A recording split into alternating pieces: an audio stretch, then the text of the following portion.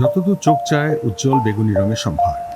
কাশ্মীরের পাম্পোর গোটা বিশ্বের জাফরানের শহর হিসেবে পরিচিত। সেখানে জাফরান ক্রোকাস বা আঁশ প্রায় ৩০,০০০ পরিবারের আয়ের উৎস। বহু প্রজন্ম ধরে সেই ঐতিহ্য চলে আসছে।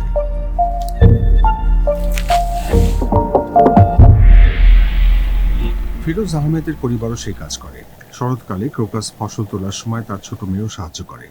ফিরোজও নিজের বাবা মাকে সেই কাজে সাহায্য করতেন, কিন্তু তিনি কেসার নামে পরিচিত জাফরানের ভবিষ্যৎ সম্পর্কে আজ উদ্বিগ্ন।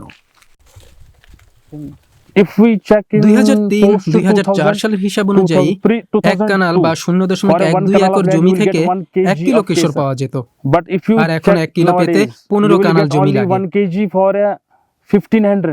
ফলে বুঝতে পারছেন বিগত বছরগুলিতে কতটা অবনতি ঘটেছে। একই পরিমাণ জাফরান উৎপাদন করতে আরও বেশি জমির প্রয়োজন পড়ছে। ভারত নিয়ন্ত্রিত কাশ্মীরের রাজধানী শ্রীনগরে ইন্ডিয়ান ইনস্টিটিউট অফ ইন্টিগ্রেটিভ মেডিসিনেও সে বিষয়ে উদ্বেগ বাড়ছে।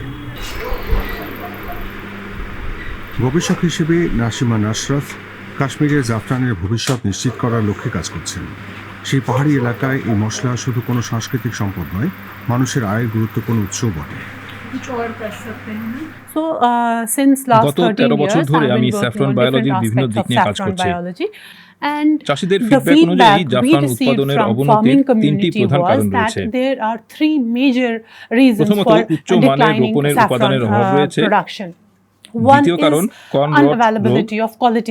তৃতীয় কারণ সেচের ব্যবস্থার অভাব।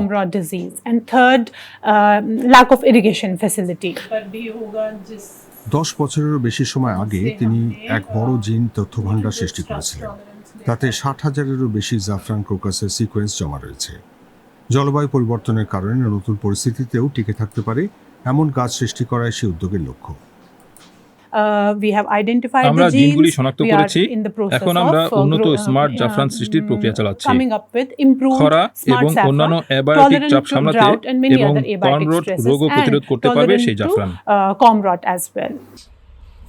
ইরানের পর ভারতই বিশ্বের সবচেয়ে বড় জাফরান উৎপাদনকারী দেশ। ফুলের মধ্য থেকে জাফরানের উপকরণ বার করার জন্য অত্যন্ত দক্ষতার প্রয়োজন। 1 কিলো খাঁটি জাফরান পেতে হলে 2 থেকে 3 লাখ ক্রোকাস ফুলের প্রয়োজন হয়। সে কারণে জাফরানের আকাশ ছোঁয়া দাম। 1 কিলোর দাম প্রায় 2000 ইউরো হতে পারে।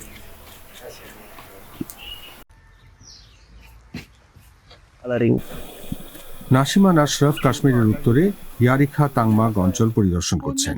তার টিম সেখানকার ক্ষেতের জন্য ল্যাবে ক্রোকাস টিউবার চাষ করেছে। সেগুলি জলবায়ু পরিবর্তনের ধাক্কা সামলাতে সক্ষম।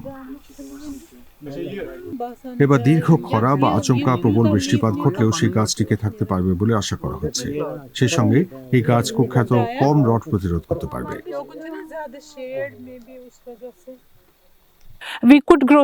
আমরা 10টি জেলাতেই সফলভাবে জাফরান চাষ করতে পারি।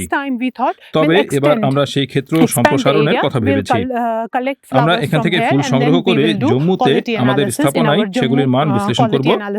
এখানে উৎপাদিত জাফরানের মধ্যে খাঁটি জাফরানের সমান পরিমাণ কম্পাউন্ড আছে কিনা তা পরীক্ষা করব। বহুকাল চাষ না হলেও জলবায়ু প্রতিরোধী নতুন ফুলগুলি ভালোভাবেই বেড়ে উঠছে।